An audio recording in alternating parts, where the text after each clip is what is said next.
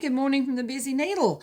I'm working on making a 4-patch block to go in the Tennessee Waltz quilt. This is episode 4, by the way. And every one of these blocks, and I have to have 33 if you'll remember, I need 4 of these 4 patches for every one.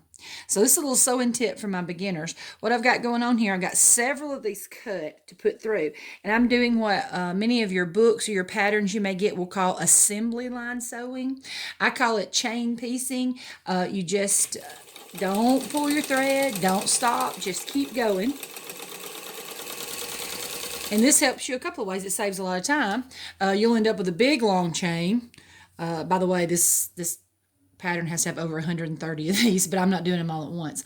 But look at all the thread that saves in between, because if you stop and pull it out and cut and start again, waste time, waste thread, and waste bobbin. Nobody wants to wind a bobbin. Everybody hates to wind a bobbin.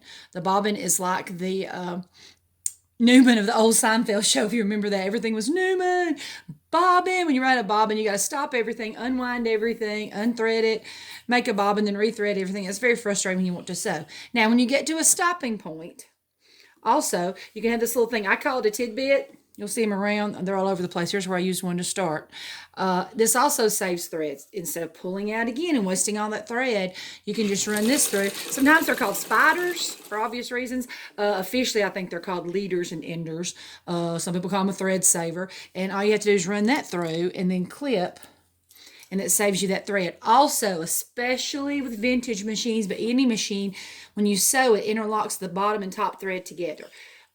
The machine needs to do that before it starts your project. So go ahead and get it locked together, because sometimes it will actually suck your project down the rabbit hole if you're starting out. So much rather have this sucked down than have something I bought and cut to put in my quilt to suck down. Okay, so there's my chain piecing tip for today. Thank you.